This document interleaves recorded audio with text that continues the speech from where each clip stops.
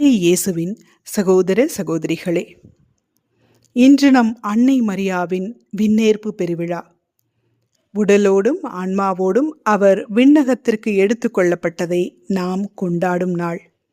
நமக்கெல்லாம் ஒரு அன்னை விண்ணகத்தில் காத்து கொண்டிருக்கிறார் என்பதை நினைவுபடுத்தும் நாள். நம் அன்னை எத்தனை பேறு பெற்றவர் என்பதை நம் அனைவருக்கும் ஞாபகப்படுத்தும் நாள் இது.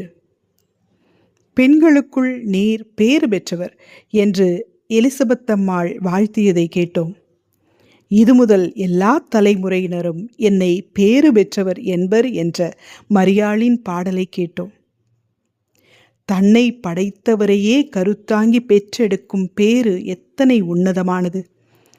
அன்னை மரியா ஏன் பேறு பெற்றவர் என்பதற்கு முக்கியமான இன்னொரு காரணத்தை இன்று எலிசபெத் அம்மாள் சொல்ல கேட்டோம். அது என்ன? ஆண்டவர் உமக்கு சொன்னவை நிறைவேறும் என்று நம்பிய நீர் பேறு பெற்றவர். நம்பிய நீர் பேறு பெற்றவர்.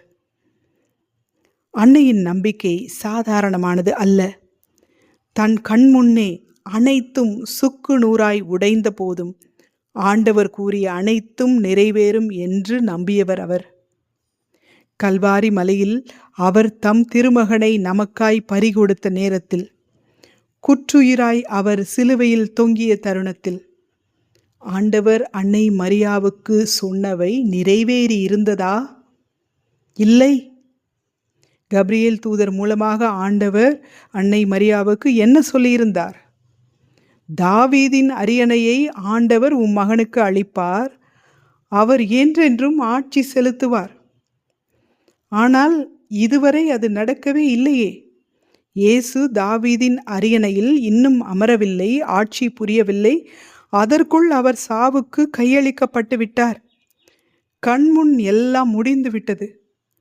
வானதூதர் சொன்னபடி அவர் அரசராக வாழவில்லை, நாடோடியாக வாழ்ந்தார்.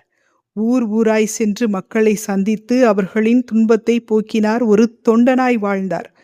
அந்த வாழ்க்கையே 33 வயதில் முடிந்துவிட்டது. இப்போது எப்படி நம்புவது ஆண்டவர் சொன்னவை நிறைவேறும் என்று? அவர் என்றென்றும் ஆட்சி செலுத்துவார், அவரது ஆட்சிக்கு முடிவே இராது என்று அறிவிக்கப்பட்டது இனி நிறைவேறும் என்று எப்படி நம்ப முடியும்? ஆனாலும் அன்னை மரியா நம்பினார். சிலுவையின் அடியிலும் நம்பினார். அவர் நம்பியது வீண் போகவில்லை. 2000 ஆண்டுகளாக தொடர்ந்து வந்த அத்தனை தலைமுறைகளும் கிறிஸ்துவை அரசராக ஏற்றுக்கொண்டன. ஆண்டவர் மரியாவுக்கு சொன்னவை நிறைவேறின. ஆண்டவர் உமக்கு சொன்னவை நிறைவேறும் என்று நம்பிய நீர் பேறு பெற்றவர்.